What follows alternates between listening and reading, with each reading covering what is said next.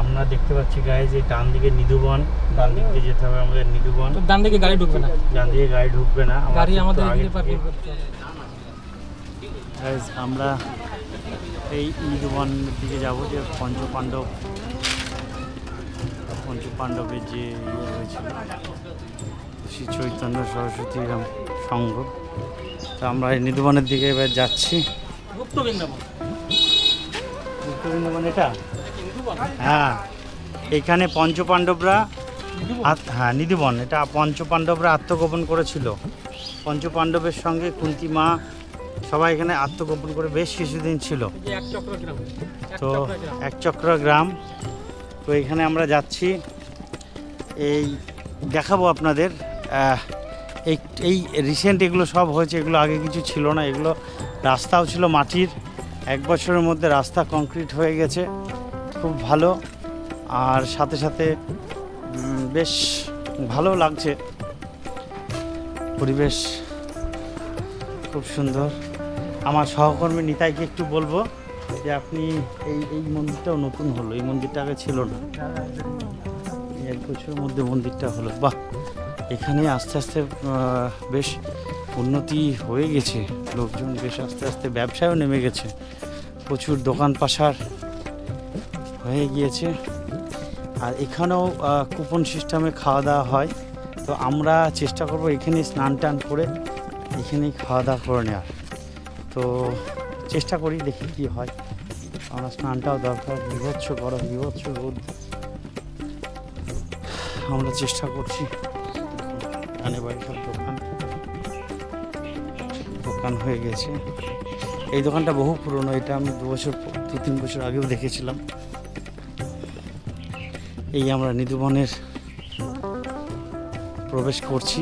দেখুন গোটা মাঠ, এই সব বাড়ি, এগুলো তো নতুন হচ্ছে, বাট এগুলো খাঁ করছে মাঠ, মাঠের মাঝখানে গাছ। এই গাছটি এখনও একটা গাছ আছে, যে গাছটার বহু 100-600 বছর পুরনো গাছ, সেটাও দেখাবো আপনাদের। আর মাঠের মাঝখানে দেখুন লেখা আছে মহাভারতে বর্ণিত একচক্রনগর। যাই হোক, এখানেও ফটো তোলা নিষেধ, এখানেও আপনাদেরকে ভেতরের সব ঠাকুর দেবতাকে দেখাতে পারবো না। যাই হোক, এখান থেকে আমাদেরকে ক্যামেরা বন্ধ করতে হবে। তো আমরা ভিতরটা দেখে আমরা নিধুবন থেকে বেরিয়ে যাচ্ছি। এখানে ছবি তোলার সম্পূর্ণ নিষেধ, ছবি আমরা আপনাদেরকে দেখাতে পারলাম না। ঠিক আছে, চলুন। এটা হচ্ছে একচক্র শ্রী রাধা রাসবিহারী মন্দির। চলুন ভিতরে ছবি তুলতে দেয় কিনা দেখা যাক।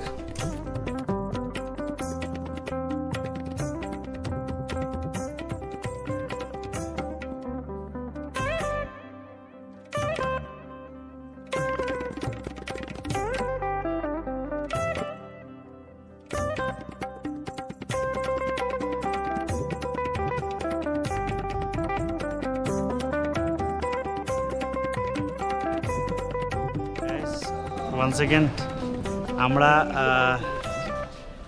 আবার একচক্রপুরের মন্দির দর্শনের পরে বাইরে দেখুন আরেকটা কনের আদলে তৈরি মন্দির, যেখানে প্রচুর লোকজন বসবাস করে। আমরা চৈতন্য সারস্বত কৃষ্ণাশ্রীলন সংঘ, গৌরাঙ্গ জয়তী, শ্রী গুরু জৈরাঙ্গ জয়তী।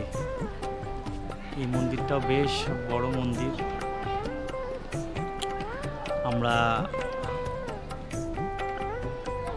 বেশ সুন্দর, দেখুন মন্দিরটা খুব বড় মন্দির, খুব স্পেস বড়, ভালো লাগলো। এর ভেতর এখানে গাইজ একটা জিনিস কি, কোনো মন্দিরের ভেতরে ছবি তোলা বারণ, ভেতরে ছবি তুলতে দিচ্ছে না।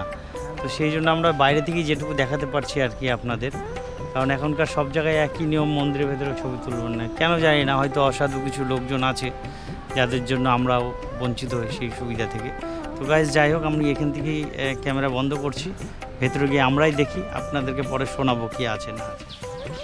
আমরা এখন চলে এসেছি পাকা রায়ের অন্তর্ধান স্থল জানুকুণ্ড। এই জায়গাটার নাম হচ্ছে হাটুগাড়া আশ্রম। আচ্ছা, নিত্যানন্দ প্রভু মাকে স্নান করানোর জন্য সর্বতীর্থকে আহ্বান করে এই কুণ্ডে এনেছিলেন, তাই এই কুণ্ডে সপ্তসাগর ও সপ্ত নদী বর্তমান তাই। পবিত্র জল স্পর্শ করে মানবজনক ধন্য করুন। যাই হোক, শোনা যায় এই জলে স্নান করলে সব ধুয়ে যায়, তাই আমরা এখন স্নান করবো এই জলে। এখানে একটা বড় বট গাছ,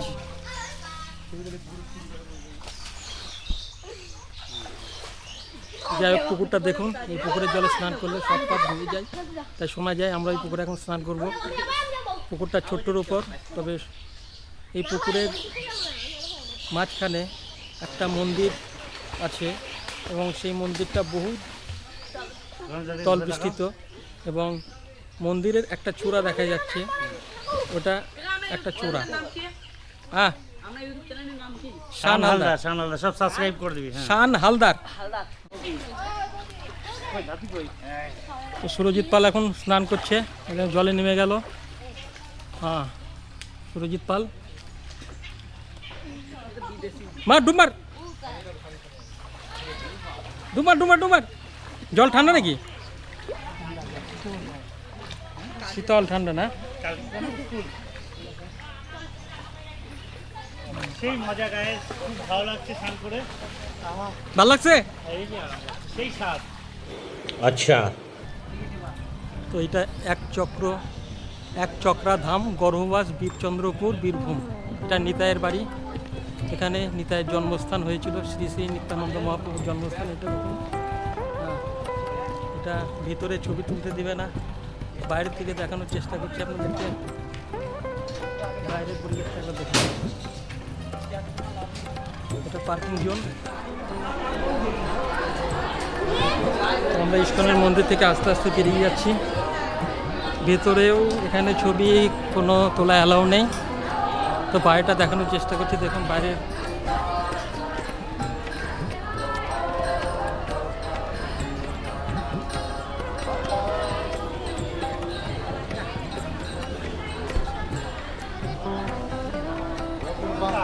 এখানে বিভিন্ন ধরনের সামগ্রী বিক্রি হয়, বই থেকে পুস্তক থেকে শুরু করে চন্দন কাঠ দিচ্ছি, তিলক দিচ্ছি, মালা, বিভিন্ন ধরনের জিনিস এখানে বিক্রি করা হয়। চলো, তো আমরা আস্তে আস্তে তারাপীঠ মন্দিরের দিকে যাচ্ছি। আমরা এই মুহূর্তে তারাপীঠ, দেখুন চারিদিকে দোকান পাশাগুলো দেখুন।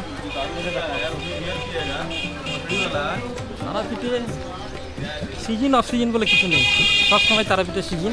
তারাপীঠে আসলে পরে সত্যিকারের মনটা জুড়িয়ে যায়।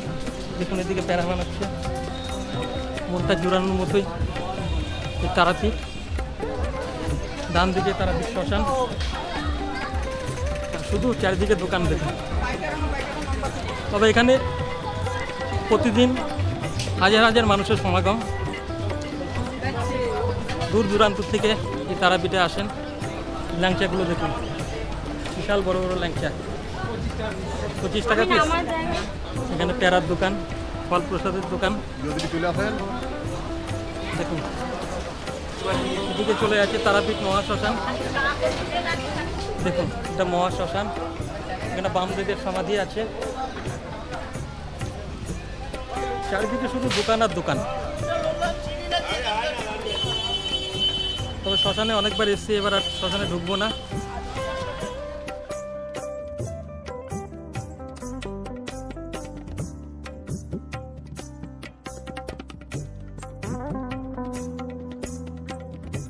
সত্যিকার তারাপীঠ আসলে মনটা জুড়েই যায়। এত সুন্দর একটা তীর্থস্থান যে 12 মাসই ভিড় লেগেই থাকে। তবে শীতের দিনটা একটু বেটার, শীতের দিনে ঘুরে শান্তি। গরমের দিনে ঘোরাটা অত সহজ নয়, প্রচণ্ড গরম। এই গরমের মধ্যে আমাদের ফেটে যাচ্ছে। বলেন কি? তারা মায়ের সিঁড়ি বেয়ে উপরে উঠছি, দেখি মায়ের দেখা পায় নাকি। প্রচণ্ড ভিড় এখানে। আজকে অন্নপ্রাশনের ডেট, অন্নপ্রাশন হচ্ছে। দেখুন ওটা মায়ের মন্দির, প্রচণ্ড গরম। কি মাকে দর্শন করতে পারি কিনা চলুন মন্দিরে।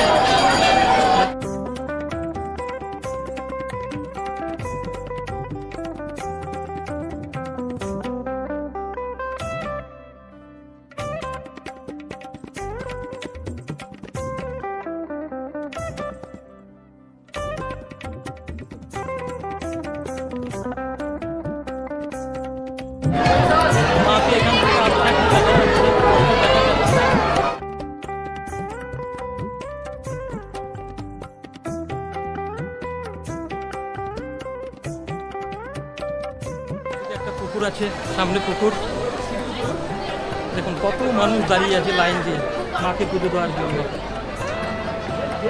লাইন আর লাইন, কোনো দিকে ভিআইপি লাইন, কোনো দিকে লাইন দিয়ে পুজো দেওয়ার লাইন। দেখুন একবার প্রচণ্ড ভিড়, সামনে পুকুর। দেখুন এখানে অন্নপ্রাশনের প্রসাদ বিতরণ হচ্ছে। এটা কি অন্নপ্রাশনের প্রসাদ? হ্যাঁ, মায়ের প্রসাদ। মায়ের প্রসাদ।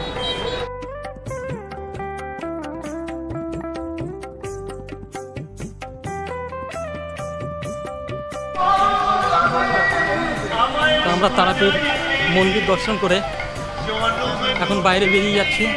তবে ভিডিওটি এখানে শেষ করব। আপনাদের যদি ভিডিওটি ভালো লেগে থাকে তাহলে লাইক, শেয়ার, সাবস্ক্রাইব অবশ্যই করবেন এবং আমাদের চ্যানেলে একটু চোখ রাখবেন।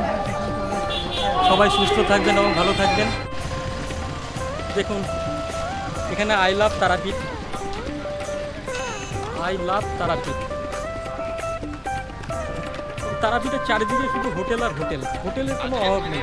আপনারা আসলে পরে হোটেলে নিরাশ হবেন না, হোটেল পেয়ে যাবেন, কিন্তু প্রচণ্ড গরম। Welcome back. আমরা তারাপীঠ থেকে ফেরার পথে দেখুন একটা খুব সুন্দর জলের ট্যাঙ্ক দেখতে পেলাম, সেটাকে ক্যাপচার করলাম। এই দেখুন ছাদের উপরে প্লেন। বাহ, যদিও ঠিকঠাক করতে পারেনি কিন্তু কনসেপ্ট সুন্দর। দেখুন ছাদের উপরে প্লেন ল্যান্ডিং, এয়ার ইন্ডিয়ার একটা ফ্লাইট। হ্যালো গাইস, আমরা তারাপীঠ থেকে ফেরার পথে এক হোটেলে খাবার অর্ডার দিলাম। ভাত, তো ইচ্ছা ছিল বিরিয়ানি খাবো, এছাড়া খাওয়া হলো না।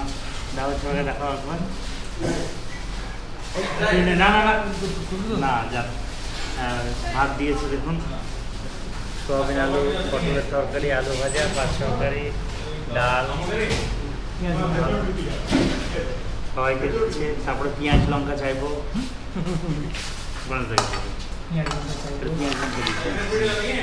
দেখা না দিলে বন্ধু কথা কইও না।